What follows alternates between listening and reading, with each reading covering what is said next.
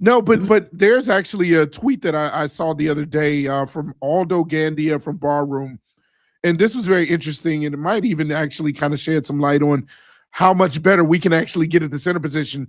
And even though technically Drew Dalman was a Pro Bowl center, yeah, we can do better. And it says the retirement of Drew Dalman is significant, but let's remember he was never elite despite making the Pro Bowl. Dalman had a rough game, the last game versus the Rams in the playoffs, as reflected by his 44.1 PFF rating. For the season, he allowed 31 pressures, which was tied for third most at the center position. And so there's a real chance that the Bears could get better at center. So maybe this is kind of like a blessing in disguise. And obviously, I wouldn't have minded moving forward with Drew Dalman. He did what he did enough to make Caleb better in his second year versus his first year. We're not, crapping on him, but you can get significantly better than your Pro Bowl center you just had, which is saying something. And so, again, just keep that in mind, Breeze Nation, that we can actually improve vastly from Drew Dolman. I think here's what I hate. And it's no disrespect to anybody that does it, but it kind of is. Don't let somebody leave the room and then you want to down them on who they are. Mm-hmm.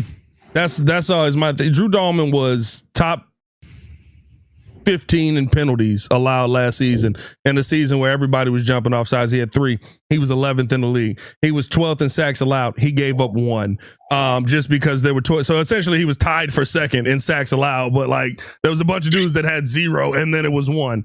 He was 6th in hits allowed last season. And I'm not saying some of that isn't Caleb Williams, but we loved Drew Dolman while he was here. And then when he leaves the room, I see a bunch of people that are like, well, actually, he wasn't even that good. You didn't really. Well, he was great in the run game. They had great push. True. They had the best run game in football. He was a part of the best offensive line in the NFL last year. In fact, he was heading the best offensive line in the NFL last year. That is true. But he wasn't that good all of a sudden. I hate when Muzz do that. It is disrespect. I hate. Okay. It's the same way that people treat Kobe now, and it pisses me off because he ain't here to defend himself. That's crazy. No, it's the same way that people treat Jordan now because Jordan don't speak on certain things. It's like the second that person's not in the room, you want to down them to make yourself feel better about the decision that has to be made. No, he just left. He was really good. It's a reason we all felt like it was a gut punch. Well, is PFF great? Well, when I saw him on the field, he laid somebody out. Oh. So that DeAndre Swift could run through that gaping hole up the middle. I love Pat the Defender. It annoys me that this is what fans always try to do. You love these Muzz when they hear and sit here and argue to your last breath when they hear. The second they leave, actually, per his advanced analytics, I didn't even like this guy. He actually sucked. Shut up, bro. Well, you know what's true? He was road grading people out of the way. You wasn't saying that as he was laying mugs out. You wasn't saying that as he was protecting your quarterback and not face down back up like the dude that was in the city the year before. Oh, hello, Coleman. Well, per his PFF numbers, he was arguably the second or third best center in football last year. Yeah. Very good run block. Great. Yeah.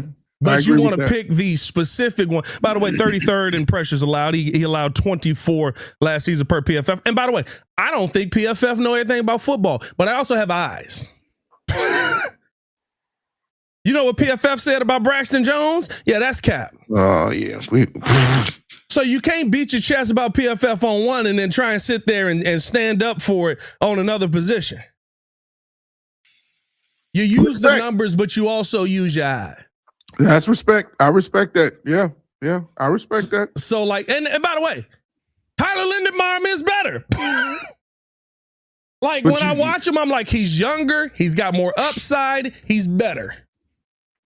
You still show respect for the guys that can even out. But you don't got to disrespect Drew Dolman leaving the room to pay homage or show love to the guy that you hope is coming into the room. That's just weak.